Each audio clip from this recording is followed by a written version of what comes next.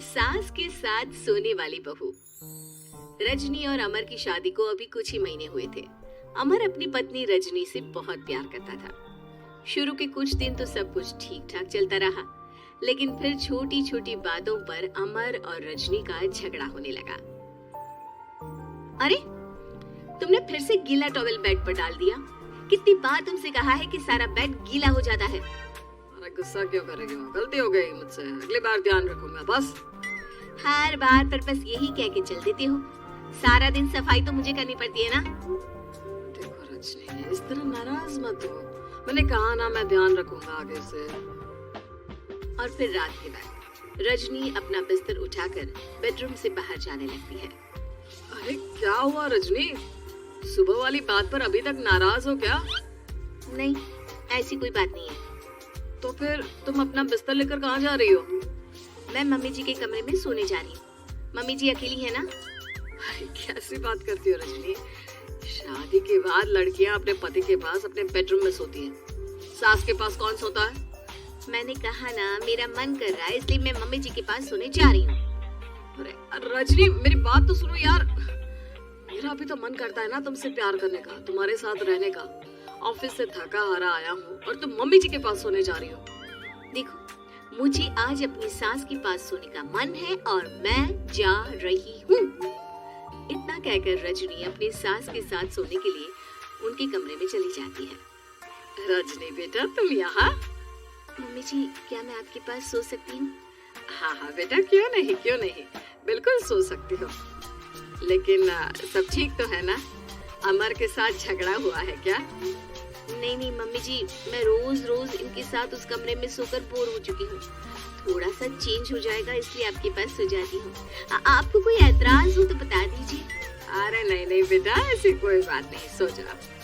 और फिर अगले दिन। अमर बेटा, तुम्हारा रजनी के साथ कोई झगड़ा हुआ है क्या? नहीं तो मम्मी, ऐसे तो कोई बात नहीं है। क्यों, क्या हुआ?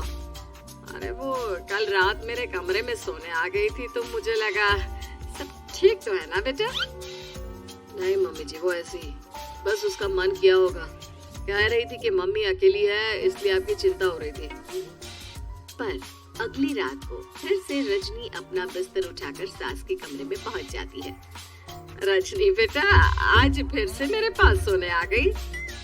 मम्मी जी, आपको मेरा अपने पास आना अच्छा नहीं लगता? अगर ऐसी बात है तो मैं बाहर ड्राइंग रूम में चली जाती हूँ। अरे नहीं नहीं बेटा, ऐसा कुछ नहीं है। पर अमर अपने कमरे में अकेला होगा ना? अरे तो वो कौन से 6 महीने के छोटे दूध पीते बच्चे हैं? उनको डर थोड़ी ना लगता है। इतने बड़े हो गए हैं, 1-2 दिन अकेले सो लेंगे तो कुछ बिगड़ नहीं जाएगा। और इस तरह फिर तो ये रोज की बात हो गई।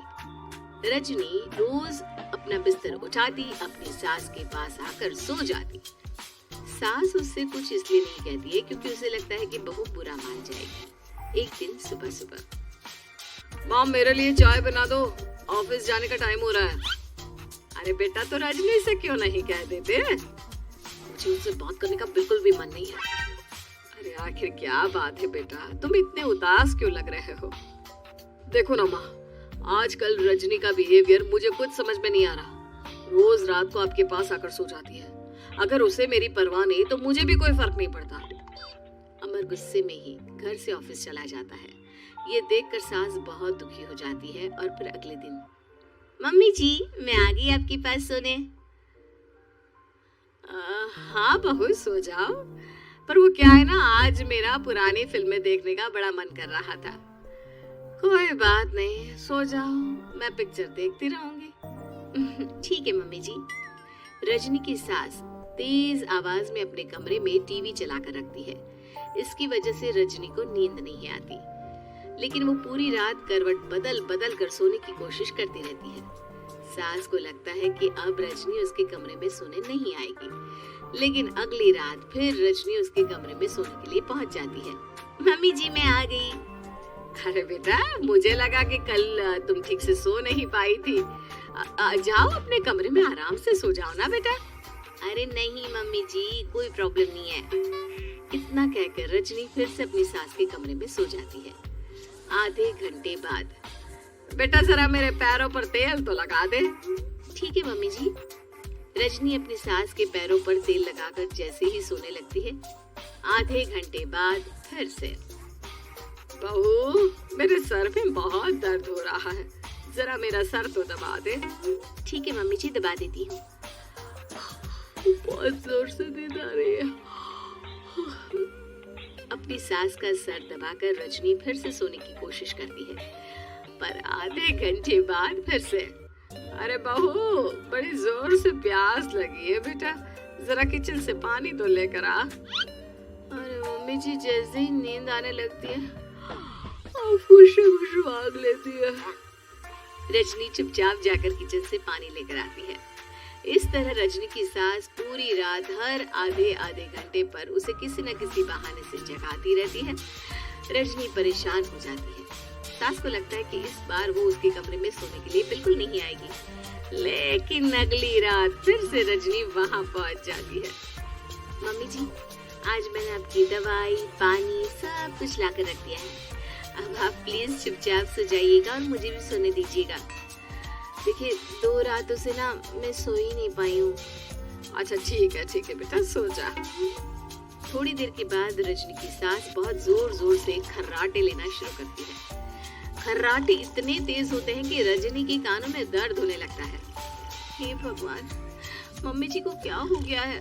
क्या करूँ, कहाँ जाऊँ मैं? परेशान होकर रजनी वापस अपने कमरे में जाती है।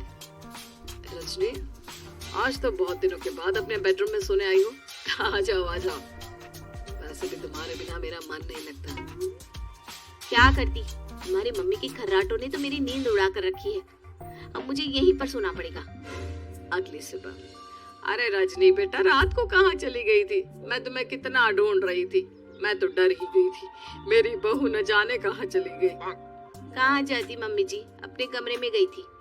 और आजकल ना आप मुझे जानबूझकर बहुत परेशान करती हैं। अगर मुझसे कोई गलती हो गई हो तो सीधे सीधे क्यों नहीं कह रही हैं? 3 रात हो गई है, मुझे ठीक से नींद भी नहीं आती। रजनी, ऐसे क्यों बात कर रही हो? मम्मी ने क्या कर दिया? आप अपनी मम्मी से क्यों नहीं पूछती? मैं बहू हूँ तो क्या इसका मतलब ये है कि दिन भर काम करो और रात में भी चैन से ना सो? रजनी बेटा, बड़ी नादान हो, इसीलिए तो जानबूझकर मैं ये सब कर रही थी ताकि तुम अपने पति के पास जाकर अपने बेडरूम में सो जाओ। शादी को सिर्फ 6 महीने हुए हैं और तुमने मेरे कमरे में आकर सोना शुरू कर दिया। यह तुम्हारी शादीशुदा जिंदगी के लिए अच्छी बात थोड़ी ना है बेटा। मम्मी, तो क्या आपने जानबूझकर ये सब किया था रजनी को समझाने के लिए? अरे तो और क्या करती, दुनिया की पहली बहू है ये जो पति को छोड़कर सास के साथ सोने चली थी। इसीलिए मुझे इसके लिए थोड़ा बुरा बनना पड़ा।